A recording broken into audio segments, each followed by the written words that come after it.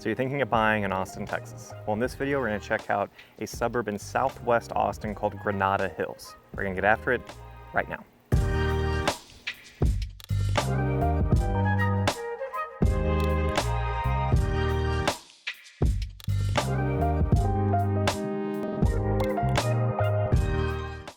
Hey, Daniel here, your local Austin real estate expert. If you're thinking of making a move to the Austin area, be sure to subscribe to the channel so you can stay up to date on the latest real estate news. You know, I was a teacher before I got into real estate, but how I operate hasn't really changed from that career switch. Honesty, hard work, and effective communication is still how I operate. So it doesn't matter if you're looking to move in 9 days or 90 days, you can give me a call, shoot me a text, send me an email, or schedule a Zoom call. Be happy to help you and your family make a smooth move to the Austin area. All of that can be found in the description below. So where we are today, like I said, we're in Granada Hills. This is southwest Austin. This area feeds into Gritsky Middle School and Bowie High School. And the tax rate here is really low. It's about 1.55%. The homes in this area are built around 1971 to 1983, so older homes. Typically the homes we're gonna see have been remodeled, right? And they're mainly one-story homes. Price point here is around mid 600s to mid 800s. So let's go check out the first house. So the first house we're checking out today is listed at $720,000. This is a 4-bed, 2-bath, 2,100 square foot home. It's a one-story home. This was built in 1971. Pan the camera around so you can see where we're situated. It's on 1 acre lot, so pretty good privacy from your side neighbors. And this is Espanola. This is this road. So you can see we have these 2 entrances, right? 2 driveways to pull up. Ton of natural shade. One of the best things about this neighborhood is these mature trees. It was a warm summer's day, but it feels pretty good right now. And then you can see this one leads to a large gate, which looks like it needs to be repaired. Going into the backyard. And then we have our it's actually a 2.5 car garage. And then I parked here because very nice. You can just step out of your car and immediately you have this walkway leading to the front. This front exterior, so you have the stone exterior with the wooden shutters. Not a ton of covered front patio space, but it's gonna make sense when you see the backyard. There's no reason to sit in your front patio. It's also kind of loud, honestly. I was a little surprised. I didn't think this would be a busy road, but I just went into the house to turn on lights and I kept hearing cars go by. So definitely a con for this one is just the insulation. You can hear traffic, which is not ideal from the living room, but let's go check it out. Beautiful front door. So they have engineered hardwood flooring, which looks and feels great. As I said, this is a 1-story. You have a large closet here. And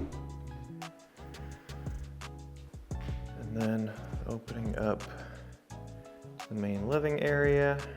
So we have a wood-burning fireplace here, the stone facade around it. That looks great. Not sure why they put candles in here. Maybe they're worried that, I don't know, people who show the home are gonna wanna test out the fireplace. It should work though, but not quite sure why they did that. And then this living area here, this is an older home, right? So the ceiling is gonna be a little lower than you may be used to. Massive deck and backyard. Again, we'll get to that last. So starting with this first room, as I said, it's a 4-bedroom. So this counts as one of them. Not the biggest room. I would probably use this as an office. The front-facing window looks right out to your driveway. You have a decently sized closet space here. And then behind the door, I actually have more storage. It's a fun thing with these older homes is you don't know what's gonna be behind each door. What do you think is gonna be behind this door? If you guessed water heater, you're correct. Yeah, always different when you look at these homes. And we have some built-in shelving here off of the dining area. And then the kitchen has pretty good amount of countertop space. So we can see we have the old wood look for the cabinets with black fixtures, granite countertops, and then we even have a wine fridge with built-in shelving for that. A little teeny tiny window, lets some natural light, and then not the most glamorous pantry, but you do have a sliding door if you want to hide this from your guests. They don't need to see that. And then over here, really interesting washer dryer room. All right, so you have the washer dryer hookups right there. They have a sink built in. And then we have this mudroom area where you kick off your shoes, hang your jacket. And you have 3 or 4 entrances to this back patio. This is one of them. Here is our 2.5 car garage. So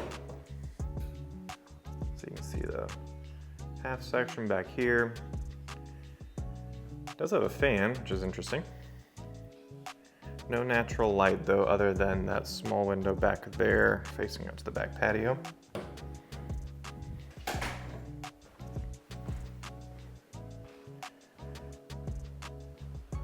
go check out the other bedrooms, and then we're going to go out to the back patio. So here is our first full bath. This would be the guest bathroom. It's an okay size. I like that they went with a sliding door. If that was a regular door and a hinge, that would be pretty annoying going into the bathtub. Over here, guest bedroom number 2 of 4. And guest bedroom number 3 of 4. As I said, these older homes, the biggest thing for me is just the amount of natural light. It's really obvious, especially when you're standing kind of in the middle here. There's not a lot of natural light in this house. So that's really important to you, something to consider. Newer homes typically do a better job with just more natural light coming in. Not always, but typically. So something to be aware of. That's definitely something that caught my eye as I was walking around, as it just felt kind of dark. And then this is actually the primary bedroom. You can put up your pieces of art here, beautiful spotlight for that. But I do like that it has kind of that extra nook right there. So if you did want to like position your bed here or make that a reading nook, you have more space to play with. And this looks out to the side yard, so we have some extra storage over there. Plenty of privacy from your neighbor. Here is the primary bathroom. Again, they need to fix this light bulb. The light bulb is making this feel very weird. Not warm in here at all. But I like it has dual vanity. You don't always get that with the older home. And then pretty large shower with some built-in cabinets. And we walk down some steps. Very interesting. You want a third sink? You got it. Here's your third sink. And then actual reading nook seating area. Excuse me. And then this is actually your primary closet. So carpeted, plenty of storage space for the primary. All the way to the ceiling, all the way over the door. But now, the best part is this back patio. This, for me, would be the reason to go ahead with this property. So massive back patio with natural shade, right? We have the tree coming through the patio, which is really cool when they do that. You can see you have entrance from the utility room, living room, and then where we just came from the primary. They added this swinging bench here just to look out to this 1 acre property. Ton of space, really peaceful out here.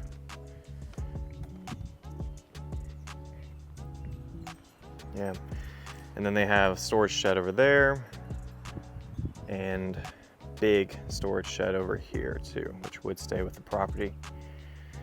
So yeah, there you have it. That's the first home in Granada Hills we're checking out today.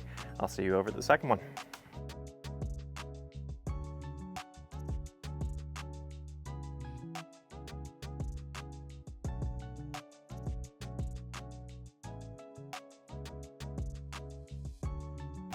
So the second house we're checking out today is listed at $840,000. This is also a 4-bed, 2-bath, 2,183 square feet, so slightly bigger than the last house, but it does have a pool in the back, and I feel like the modeling in the inside, the remodels look much better.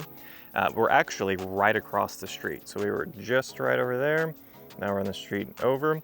This is on 0.75 acres. You can see we have this long driveway coming up, and then opens up into, again, 2-car garage, extra space over here, and that leads directly to your backyard. But we'll start from walking up here.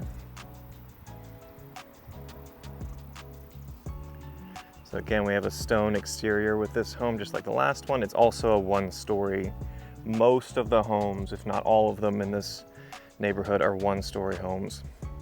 Tons of front yard space too.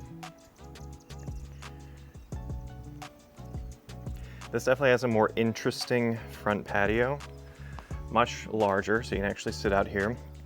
And you're much further away from the road than the previous property. It really does make a difference with the sound also. But beautiful stone on the flooring and on the sides here. This is built in 1972, but definitely feels much more modern. So we have this beautiful black tile as soon as we walk in. To the right here, this could be used for numerous things, kind of a flex space, but it looks like they have this built-in cabinet, so I would use this probably for a formal dining area. Over to the left, kind of another flex space. I would probably use this as more of a office, home office. And then we have a guest bedroom. These rooms already feel quite a bit bigger, and they also have the engineered hardwood flooring. Just looks like it's a little newer. Guest bedroom number 2. So I actually just spoke with the owner of the property because he's going back and forth between where he is going to live and coming back here. That's why there's a mattress on the floor as he kind of goes back and forth. He actually grew up in this house, which is really cool. So his parents owned it. I guess they bought it in the 70s and now he's selling it. So he told me about all the modeling, remodeling they've done here. But it's so rare to meet someone who is selling the home they grew up in, right? A man looks like he's in his 50s right now. So really cool. I was not expecting that to know he grew up in this house, like all of his memories are in this house growing up here. That was a neat little fact. So we have this side area here with some extra closet space. Back the way we came. And then we have guest bathroom. As you can see, it's much more modern than the previous home we looked at. Dual vanity, keeping that black tile look on the floor and on the wall of the shower. This is the primary bedroom. Just kind of a shelf here. I mean, you can do your makeup, I guess. And then kind of odd because this is the primary. It feels smaller than I guessed. They're both pretty close to the primary bedroom, so kind of depends how you want to use it. Kind of a small closet space, but that is made up for because we have more storage here and then way more storage here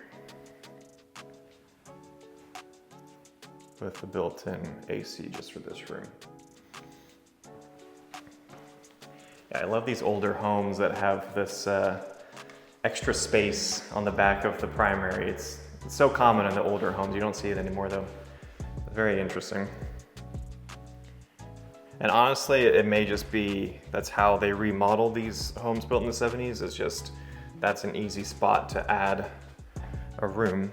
Now we're coming into the main living area. The wood beam ceiling Also fireplace. This one feels a little bit more open to me, honestly. So it reaches out to the kitchen over here in the front. So even though it's only about 83 square feet bigger than the last property, it feels much bigger because of the layout. Here's the kitchen, the updated wooden countertop, large single basin stainless sink, and then just a massive window looking out to your back patio and pool. Then we have the oven with the hood above it, and then just the nice accents above with the recessed lighting and the wood in the ceiling. Adds a nice touch. Back to the black tile. Here we are in the utility room.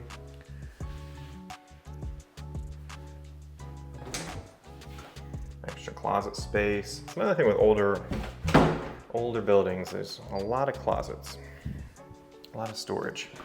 And then we have our 2-car garage plus this extra storage along the back wall. Tons and tons of storage. So this is the side of the house.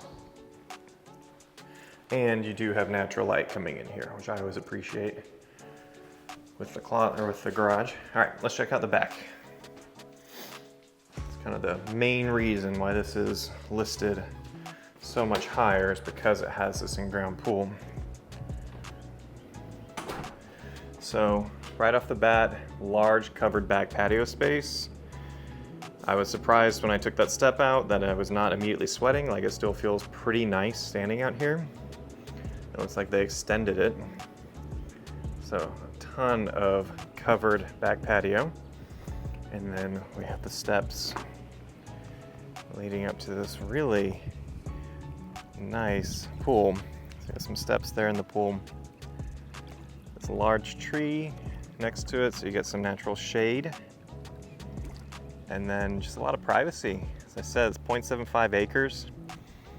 So you have a neighbor on that side. It's pretty far away.